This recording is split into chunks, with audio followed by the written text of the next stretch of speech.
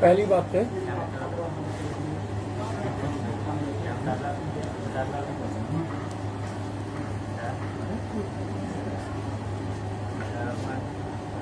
Press के साथियों को कल चोट लगी, इसके लिए क्षमा। ऐसे परिस्थितियों में कभी कभी चौथे खंभे को भी समाज बचाने में कुर्बानी देनी पड़ती है। अब मैं शुरू करता हूं प्रेस कॉन्फ्रेंस। कल भगत सिंह की शहादत दिवस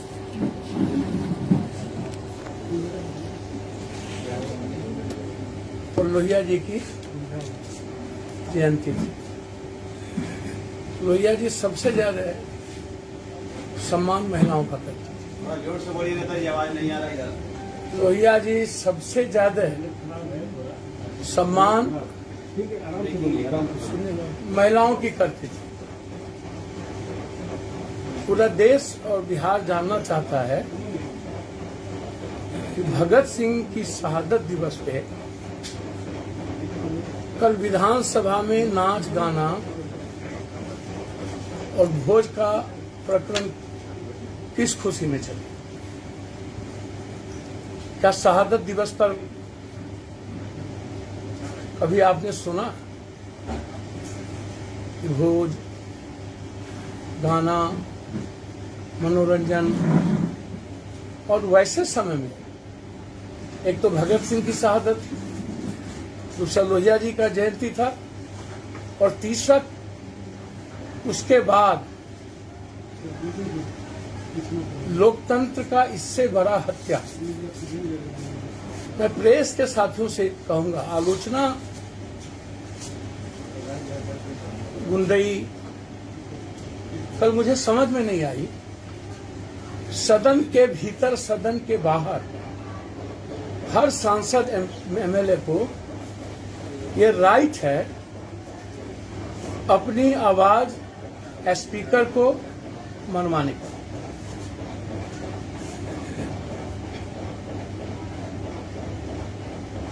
जब बिल आप कोई लाएंगे, सदन में भी बहुत बड़े बड़े बिल फाड़े गए हैं लोकसभा में।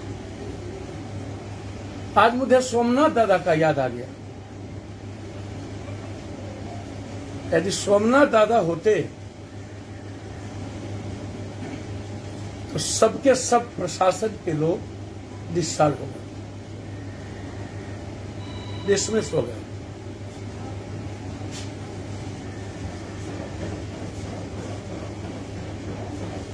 भारत में ये पहली घटना सदन के भीतर रैप।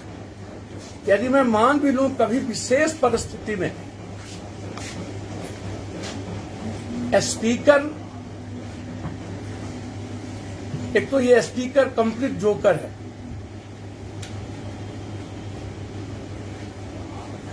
जिसको ना तो कोई समझ है ना तो कोई ज्ञान है कि हाउस की नियमावली को कंडक्ट कैसे किया जाए। यदि विपक्ष हंगामा कर रहे थे तो एक रास्ता था सदन को एडजॉर्न कर देने, दूसरा कोई रास्ता नहीं। उसके बाद आप एडजॉर्न के बाद सारे विधायक बाहर जाते, आप ताला लगा देते सदन के भीतर और सत्ता पक्ष जाके अपनी मनमानी कर लेते।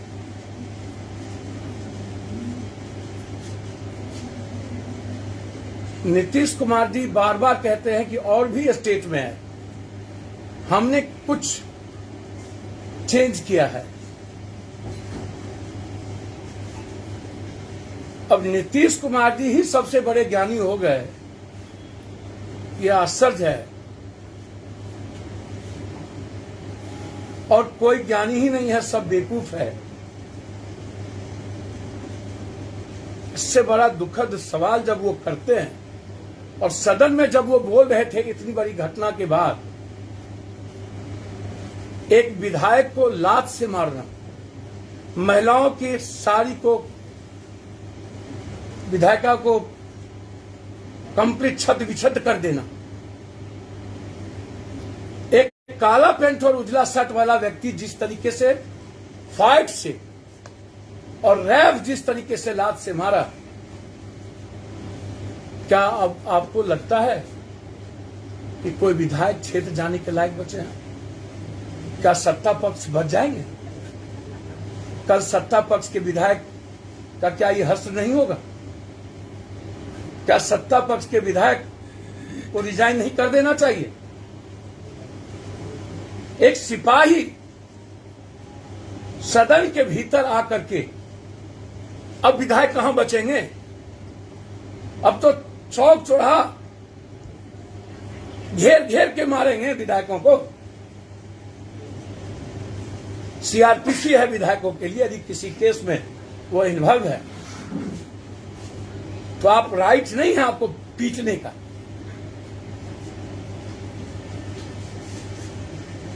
किस रूल के तहत कल पीटा गया इस सर्वी के तरह? काला अध्याय लिखा जाएगा इस बिहार का। जब तक अब ये देश रहेगा तब तक बिहार विधानसभा का काला अध्याय, काला अध्याय। और 71 साल के 72 साल के एज में नीतीश कुमार जी, आपको हो क्या गया? आप जनता के प्रतिनिधि को जब पिटवाएंगे तो अब तो थानेदार और सिपाही पूरी जनता को चुन चुन के मारेगी। अब किसको बाकी रहेगा? किससे हम गुजारिश करेंगे? जनता किससे गुजारिश करेगा कि मेरी पैरवी कर दीजिए? किससे? और कौन विधायकों की पैरवी सुनेंगे? जिस तरीके से लात और फाइट से देखा गया पीटते हुए, दुनिया का इससे बड़ा घटना भाई अब नहीं हो सकता। पदाधिकारी सस्पेंड होना चाहिए। हम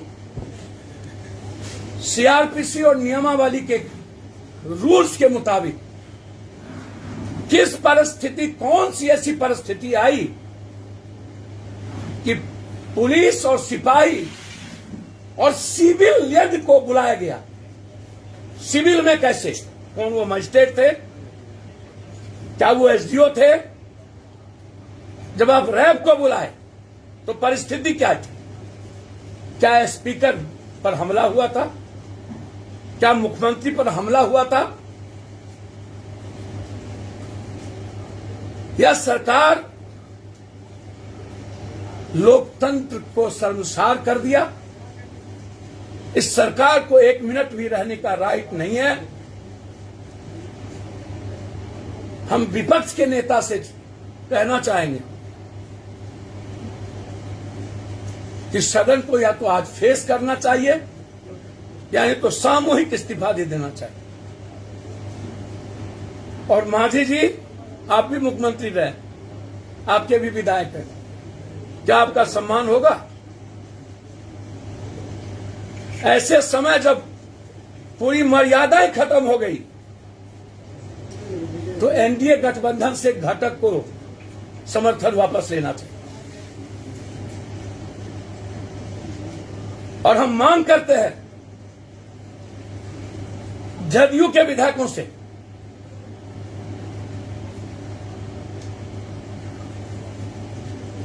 कि आपको 1 मिनट भी, जो लोकतंत्र को समाप्त करने वाली सरकार है, वहां खड़ा नहीं होना चाहिए। आपको फिर रिजाइन करना चाहिए, यानी तो ऐसी सरकार के खिलाफ बगावत करनी चाहिए। कल से परसों तक हम हाईकोर्ट जाएंगे पहले कि किस रूल के तहत विधायकों को पीटा गया।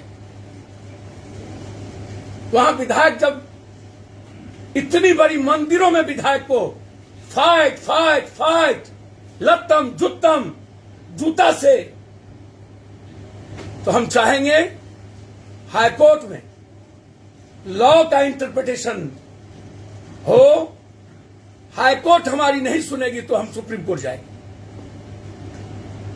दूसरा, जो विधेयक लाया गया है वो सर्वोच्च न्यायालय के जो निर्णय है, आदेश है, उसके खिलाफ है।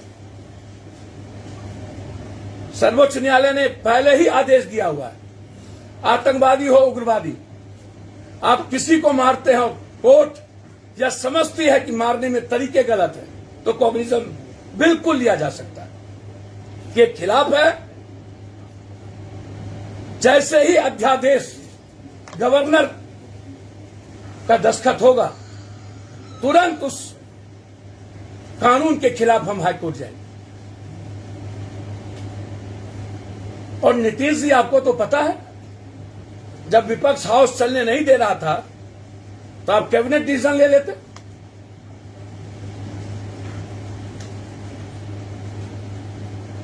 और कभी कभी दुख पहुंचता है, कल यदि विपक्ष के नेता गोली खाने को, लाठी खाने को तैयार हो गए होते तो एक भी विधायक नहीं पीटाते। उनके सामने से 12 विधायकों को पीट के ले गया। मैं चाहूंगा कल जिस तरीके से डीएसपी ने मुंह लगाया विपक्ष के नेताओं से, गाली गलौज किए, तो दुर्भाग्य है। यह मैं जरूर कहूंगा कि जो रोड पर पत्थर चली वो उसका मैं कंडम करता हूं, वो ठीक नहीं था। लेकिन जो सदन में हुआ और विपक्ष के नेता हिम्मत नहीं जुटा पाए, सबसे बड़ा दुर्भाग्य कि संविधान, लोकतंत्र और सदन की नियमावली की मर्यादा तार-तार हो गई। और उससे बड़ा दुर्भाग्य कि 112 एमएलए के विपक्ष का नेता होने के बाद आप विधायकों की हिफाजत नहीं कर सके। तो हम चाहते हैं एक सरकार से लड़ने के लिए या तो विधायिका से आप सभी लोग इस्तीफा दें, चुनाव में चले, या जब तक पदाधिकारी बर्खास्त नहीं होता है पूरे विपक्ष के नेता को, विधायक को राष्ट्रपति का मार्च करना चाहिए, गवर्नर हाउस मार्च करना चाहिए और धरना पर तब तक बैठना चाहिए जो पदाधिकारी इस तरह की कार्रवाई की है उसको मुअत्तल किया जाना चाहिए। बस, और कुछ पूछना हो तो आप पूछ। जन अधिकार पार्टी महागठबंधन के साथ अगले बार अगर किसी तरह का यदि लोकतंत्र की बात उठाई जाए तो जन पार्टी का राजनीतिकरण क्यों करते हैं? पत्थर चली, मैं उसकी निंदा करता हूं। विपक्ष के नेता दोनों भाई हेलमेट पहन के गए और वर्कर पीटे, मैं उसकी भी निंदा करता हूं। लेकिन सदन नियम से चलता है, सदन लोकतंत्र से चलता है, सदन संविधान से चलता है, सदन नैतिकता और मर्यादा से चलता है। आर्मी को बुला के विधायकों को, विपक्ष को आवाज बंद करिएगा और पीटिएगा तो फिर चुनाव की क्या जरूरत है? चुनाव खत्म कर दीजिए और मुख्य कानून बिहार में लागू कर दीजिए। अरे नीतीश जी, बंदूक के नोक पर तो कोई भी राज कर लेता है। हिम्मत है ना तो अपने पुलिस को अलग रखिए और तब बिहार की जनता आपसे फरियाने को तैयार होगी, बिल्कुल फरियाएगी। छोड़ दीजिए पुलिस के बंदूक और तोप को, आर्मी के रैफ के तोप को। उसके सहारे आपने आवाज बंद की है जो दुनिया को कलंकित किया। कल जिस तरीके से बिहार विधानसभा के अध्यक्ष को बंधक बनाया गया, पेपर फाड़कर उनके तरफ फेंका गया, वो सही? सर, एक मिनट, आज तक हुआ है नहीं क्या?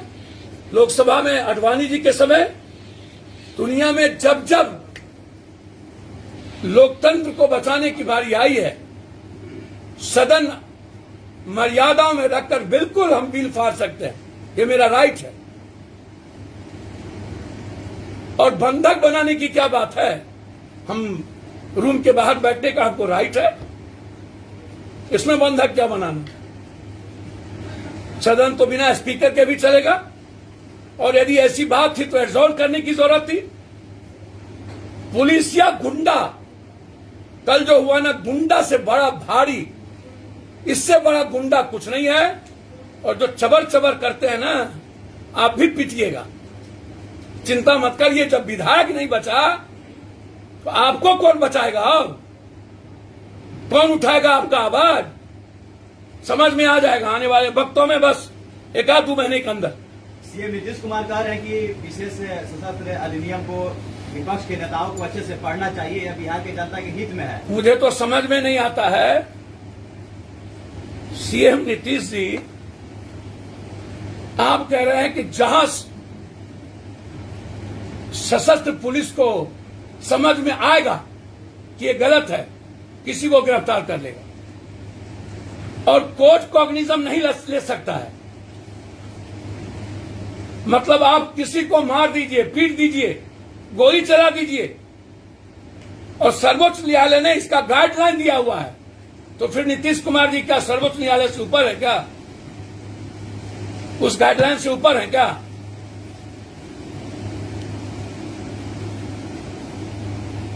हमने ऐसा चेंज कर दिया। एक एसपी का रहा था, हम लोग को बहुत पावर दे दिए नीतीश। अब उस एसपी को समझ नहीं है, वो उसको पावर नहीं है, लेकिन जो पावर मिला है, यदि वहां बीएमपी फोर्स है, यदि आपको रेड करने गया है और गांव वाले आपने उसको रोका, तो बीएमपी गोली चला सकती है। तो है।